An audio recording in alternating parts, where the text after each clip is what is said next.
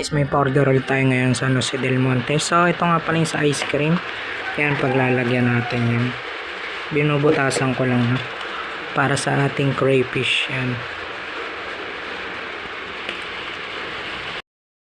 So, ito nga pala yung powder natin mga lods. Yan, ang size nga pala nito ay halos 3.5 at malapit na yung iba dito mag 4, no? Yung isa naman dito is 4.5 nga mga lods. Tapos yung isa dito wala siyang malaking sipet na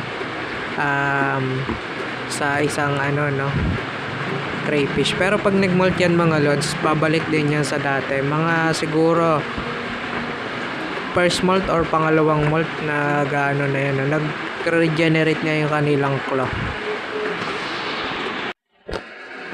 So, ito nga pala yung natin dito. Tab natin, microwavable or microwavable na na to, no? Yung parang sabuanan. So, save ko nga pala nabili to mga lods. Tapos, binutas-butasan ko lang yung takip. Yung takip lang mga lods na. Tapos, nilagyan ko nga siya ng tubig nga dyan mga lods. At dinagdagan ko pa nga yung kanyang tubig nga dito, no? So, ito nga pala yung ating pa-order, no? Yan. So, may mga butas-butas na nga pala to dito. Yan. So, ang size nga pala nito is 3.5 dalawa. At isang 4.5. Yan. So, may mga butas-butas na yan. Tapos, may tubig. Kanyang karaming tubig. Dagdagan pa natin.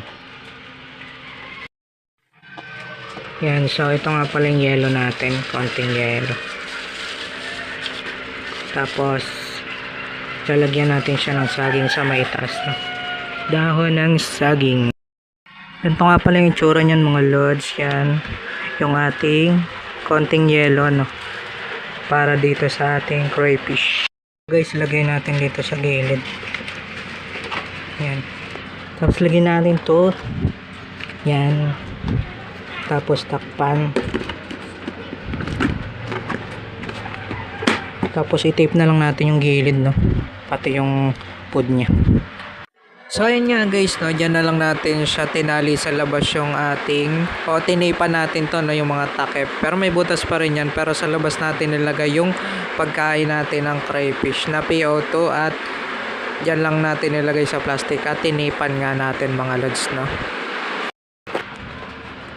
Yan, ito na itsura niya. Ayan, ganyan siya mga lods, no? So, sana may natutunan kayo. Please like, subscribe, and hit the notification bell para update kayo sa mga tutorial natin. Yan lamang pa.